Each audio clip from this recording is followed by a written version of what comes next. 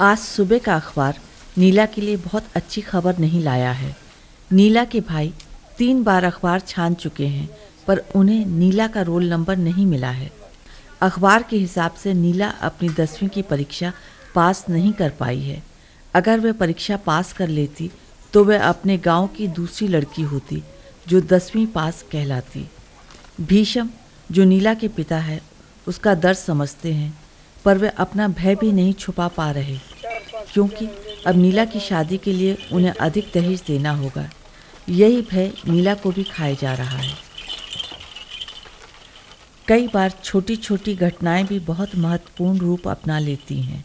ये बैलगाड़ी की धीमी चाल नीला को उसकी दादी के घर ले जा रही है। शायद नीला की यह छोटी सी यात्रा उसके जीवन में एक महत्वपूर्ण कदम साबित हो।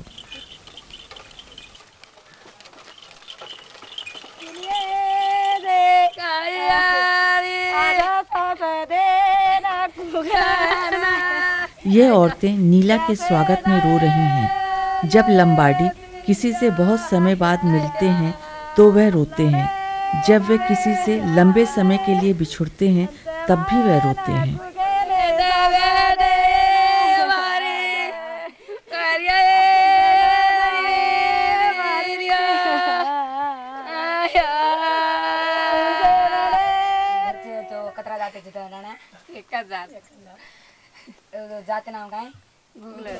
दादी के प्यार की कोई सीमा नहीं है। आज उसने अपने सीमित साधनों से नीला के लिए बहुत अच्छा खाना पकाया है। घर में सब खुश हैं, पर आज नीला अपनी दादी के पास सिर्फ खुशी बांटने नहीं आई है। उसके दिमाग में एक प्रश्न ने घर कर लिया है। यह सवाल आज तक नीला के दिमाग में नहीं आया था, पर आज के अखबार ने उसके जीने का नजरिया ही बदल दिया है। कहते हैं कि लंबाडी किसी बात को ठान ले तो उसे जरूर पूरा करते हैं। कम से कम इतिहास तो यही कहता है।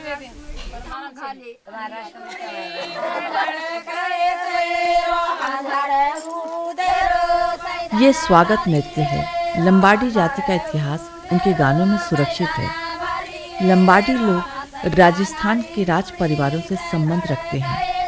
इतिहास कहता है कि अंग्रेजों के हाथों उन्होंने पराजय सही, पर आत्मसमर्पण नहीं किया। अंग्रेजी हुकूमत के जुल्म से बचने के लिए वे अपने वतन से भागे, इस उम्मीद में कि एक दिन वे वापस अपने घर लौटेंगे। समय उन्हें अपनी भूमि से बहुत दूर ले गया। कल के राजा आज के बंजारे बन गए हैं। पिछले कुछ सालों में बंजारों के जीवन से तंग आकर उन्होंने बसने का फिर से प्रयत्न किया। उनके पास अपनी तो जमीन थी नहीं, इसीलिए ऐसी जमीनें जिन पर कोई बसना नहीं चाहता था, उन्होंने उसको अपनी मेहनत से रहने लायक बनाया।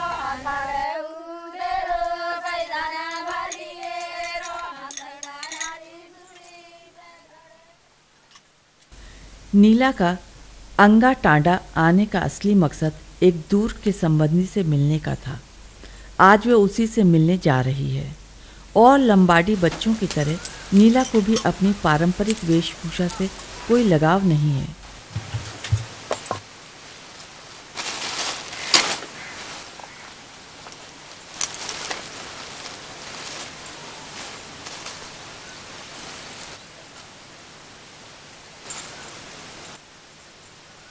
कल वह अपनी दादी को खुश करना चाहती थी, पर आज वह अपने सवाल का हल ढूंढने जा रही है। आज वह उस आदमी को ढूंढ रही है जो लंबाडी शादी की रीति में बदलाव लाया था।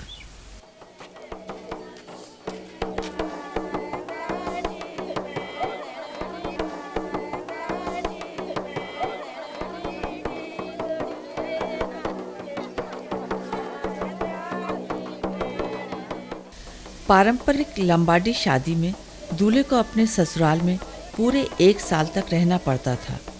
उसकी बहुत खातिर की जाती थी और अच्छे से अच्छा खाने और पीने को दिया जाता था। इस 1 साल में उसके चाल चलन व स्वभाव का जायजा लिया जाता था।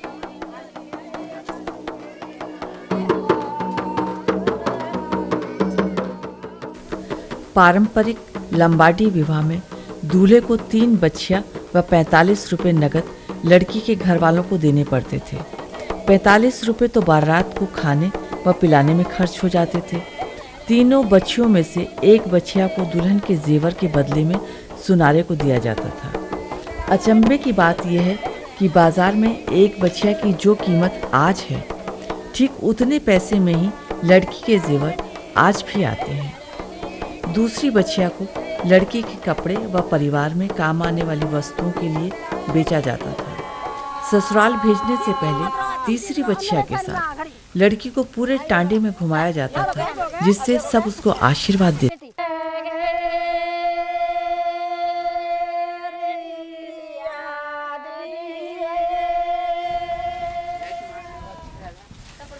चक्रू एक किसान है, पर वह अपनी बिजली की इस्त्री का प्रयोग अपनी आमदनी बढ़ाने के लिए करता है।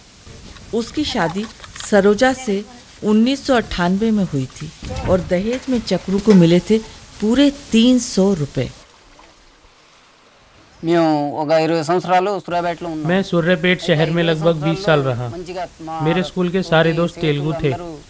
मेरा मजाक बनाते थे कि तू तो लंबाड़ी लड़की लाएगा जो खूब चूड़ियां में आभूषण पहनेगी। मैं लंबाड़ी तरीके से शादी नहीं करना चाहता था, मैं तेलुगु तरीके से शादी करना चाहता था। मैंने अपने पिताजी से कहा कि मैं अपनी शादी में 40,000 रुपये दहेज में लूंगा। वह मुझ पर गुस्सा हुए। उन्होंने कहा कि हमारे यहाँ पर दहेज नहीं मिलता, अगर मुझे पैसे ही चाहिए तो वो अपने पास से दे देंगे। मुझे दहेज तो लेना ही था। मैंने दहेज की रकम 700 रुपये करवा दी। मेरी शादी हमारी रिश्तेदारी में ही हुई। दहेज में मुझे 300 रुपये मिले, पर मैं पहला लंबाड़ी था जिसने दहेज लिया। नीला को चक्रू पर गुस्सा नहीं आ रहा था। आखिर वह भी तो अपनी परंपराओं से दूर जा रही थी। उसे भी तो लंबाडी पोशाक पहनने में शर्म आती थी। पर सदियों से चली आ रही शादी की रीतियां इतने कम समय में कैसे बदल गईं?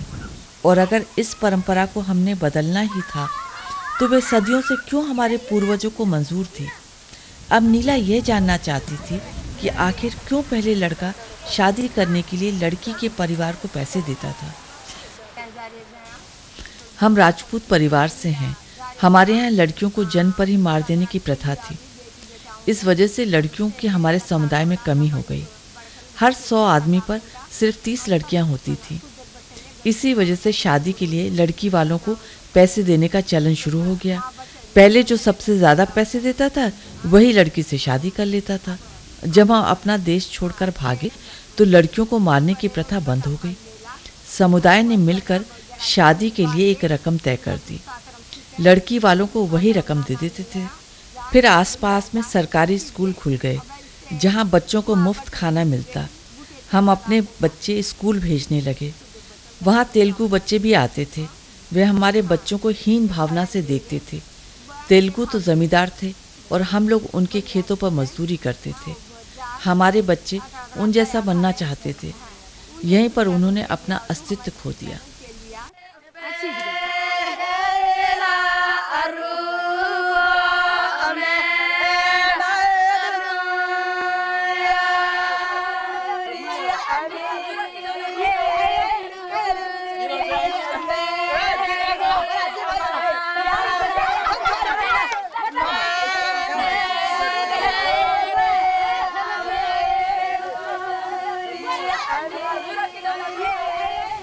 जब मैं 10वीं की परीक्षा में पास न हो सकी तो मैं अपने आप से बहुत गुस्सा थी।